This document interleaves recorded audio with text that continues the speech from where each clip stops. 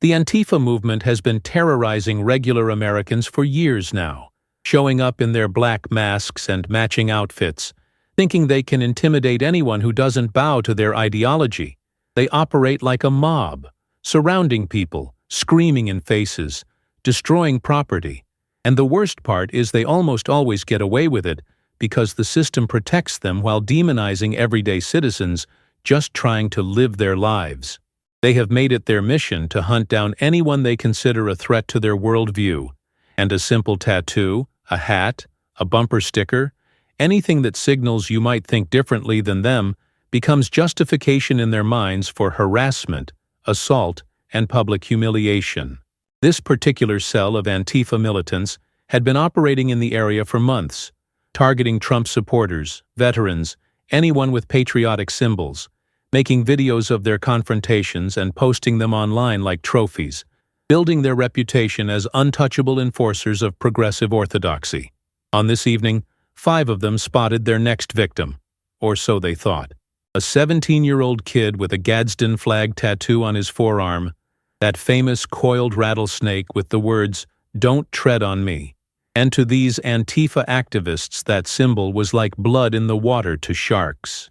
They descended on him immediately, circling his truck, blocking his exit, their voices rising in that particular aggressive cadence they use when performing for each other and their phone cameras. The young man found himself trapped against his own vehicle, while these 5 masked figures moved closer, invading his space, their body language screaming dominance and intimidation. They started with the usual Antifa playbook, demanding he explain his tattoo, telling him what it really meant according to their ideology, accusing him of being a fascist, a white supremacist, every label they could think of to justify what they were doing. The ringleader, the most aggressive of the group, pushed his face close to the kids, his voice dripping with contempt as he explained that people like him, people who wore symbols like that, didn't deserve to feel safe in public spaces. Another one of the Antifa members started filming, narrating for social media about how they had cornered another Nazi sympathizer, how they were making the community safer by confronting hate. The terminology they used was straight from their handbook, calling everything fascism, calling any resistance to their tactics violence, twisting language until up was down, and aggression was self-defense. They fed off each other's energy, getting bolder, more physical, one of them shoving the kid's shoulder, another kicking at his truck, testing how far they could push before he either submitted or fought back. The young man kept his composure, his hands visible, his voice calm even as his heart probably raced. He tried the diplomatic route, tried to explain it was just a symbol of independence to him. Nothing hateful, nothing aggressive, just American heritage. But Antifa doesn't do diplomacy, doesn't accept different interpretations, doesn't believe in live and let live. To them, neutrality is complicity, silence is violence, and any symbol they decide is problematic must be denounced, and the person wearing it must be humiliated into submission.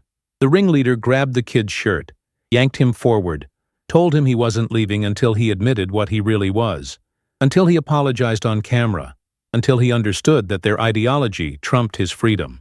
They were so absorbed in their performance, so confident in their power of numbers and masks and the protection they believed their movement gave them, that they made a fatal miscalculation. They assumed the kid was alone, assumed he was helpless, assumed there would be no consequences because there never were consequences for Antifa.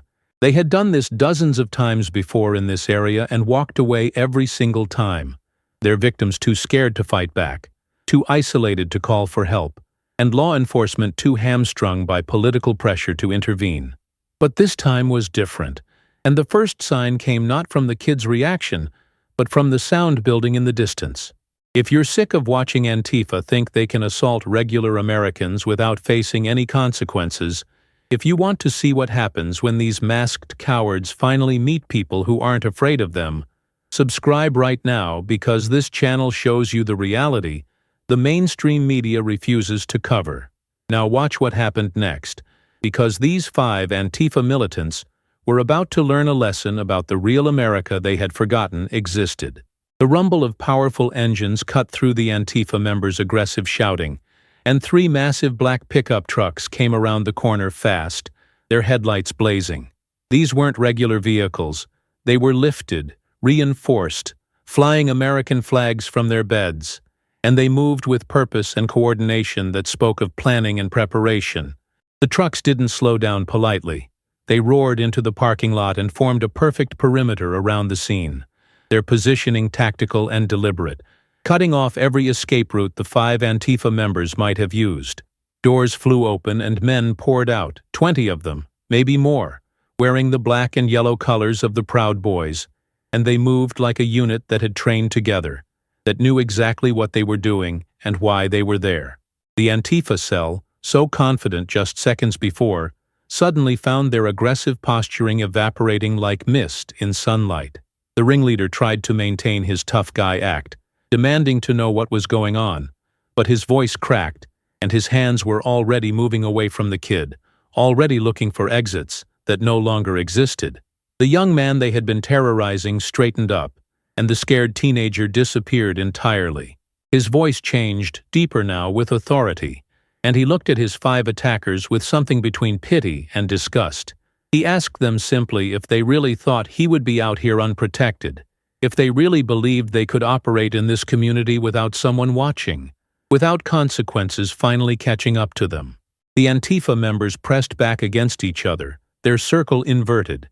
Now they were the ones surrounded. Now they were the ones trapped, and the irony was so perfect it was almost poetic. The man who stepped out of the lead truck was clearly the leader, older, maybe late 40s, with the bearing of someone who had seen combat and knew how to command respect without raising his voice. He walked directly to the Antifa ringleader, who suddenly looked much smaller without his mask of anonymity and his confidence of numbers. The Proud Boys leader asked one simple question. Did this Antifa tough guy know whose nephew he had just put his hands on? Did he have any idea what kind of hornet's nest he had just kicked? The masked militant stuttered, tried to claim they were just exercising free speech, just confronting hate, but his friends were already backing away from him, already trying to distance themselves from collective decisions that suddenly had individual consequences.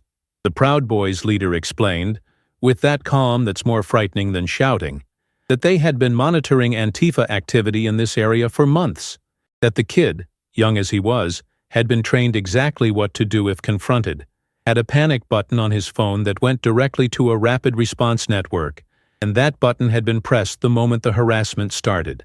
He gestured to the 20 men now forming an impenetrable wall, noted that this was just the first wave, that more were coming, and that local law enforcement had already been notified and were en route.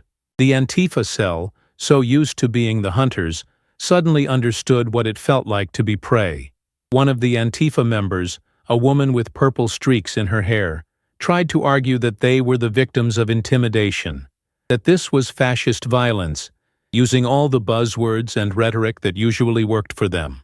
The Proud Boys leader smiled, not kindly, and suggested she review her own footage, the video she had been so eager to record, because it would show very clearly who had initiated contact, who had made threats, who had laid hands on someone first.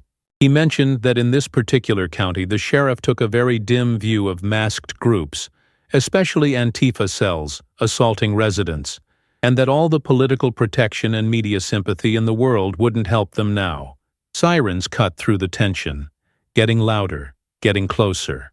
The 5 Antifa militants looked at each other with that panicked recognition that they had miscalculated catastrophically. One tried to run, but 2 Proud Boys intercepted him before he made it 10 feet, not violently, just firmly, guiding him back to the group. The leader shook his head, explained that running would only add more charges, that their best option now was to wait for the police, cooperate fully, and pray the legal system showed them more mercy than they had planned to show that kid.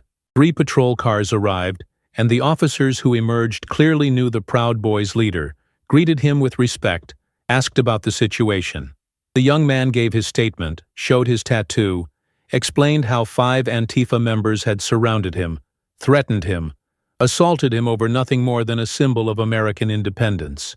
The 5 masked militants were separated for individual questioning, and without their group dynamic, without their performance for cameras, They were just scared people facing serious criminal charges.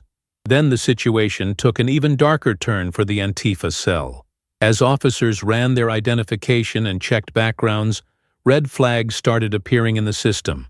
3 of the 5, including the ringleader and the purple-haired woman who had been so aggressive, had serious immigration violations. Not minor paperwork issues, but significant status problems that had them flagged for detention. Within the hour, ICE had been contacted and agents were being dispatched. These 3 Antifa militants who had spent months terrorizing American citizens were themselves in the country illegally, and now faced not just local charges for assault and harassment, but federal detention and deportation proceedings. The Proud Boys leader watched this unfold with grim satisfaction. He turned to his nephew, asked if he was okay, if he had been hurt. The young man admitted he had been frightened, but had remembered his training, had stayed calm, had trusted that his community would respond when he needed them. His uncle told him he had done exactly right, that showing restraint took more courage than throwing punches, that letting the system work was always preferable to taking matters into your own hands, but that the system only worked when good people stood ready to enforce it. As the 5 Antifa members were loaded into patrol cars, their masks removed, their faces exposed, their identities no longer hidden behind black fabric and internet anonymity, the parking lot began to clear. The Proud Boys who had responded so quickly were dismissed with thanks, reminded that their purpose was protection, not aggression, that there was a difference between defending your community and seeking out conflict. They had walked that line perfectly, had shown up in overwhelming force but had let the authorities handle the actual arrest, had documented everything properly, had given these Antifa militants no martyrdom narrative to spin online later. The young man stood by his truck, the same vehicle he had been trying to enter peacefully before 5 masked strangers decided his tattoo gave them the right to terrorize him. He thought about what had just happened, about how close he had come to reacting with violence, about how his training and his family's preparation had paid off. The Antifa cell had filmed everything, had documented their own crimes, had created the evidence that would be used against them in court, all because they were so confident in their immunity from consequences that they never considered they might finally face them. His uncle addressed the remaining group before everyone dispersed, talking about the importance of community, of preparation, of networks of people willing to stand up when standing was required. He spoke about how Antifa had been allowed to operate with impunity for too long, how they had been emboldened by media coverage that treated them as heroes rather than the masked thugs they were, how political leaders had given them space to destroy and intimidate while demonizing anyone who resisted. But he also reminded everyone that America was bigger than Antifa's tantrum, that regular people still believed in law and order, that communities still protected their own, and that the silent majority was only silent until pushed too far. The parking lot returned to quiet as trucks started up and men headed home to their families. The kid sat in his truck for a moment before starting the engine, looking at the Gadsden flag tattoo on his forearm with new understanding. "Don't tread on me" wasn't just a warning to government tyranny. It was a warning to anyone who thought they could intimidate free people into submission, whether they wore the uniform of the state or the black masks of Antifa. It meant having the courage to stand up when necessary, but the wisdom to stay calm when provoked, the strength to defend yourself, but the discipline to let justice work when possible.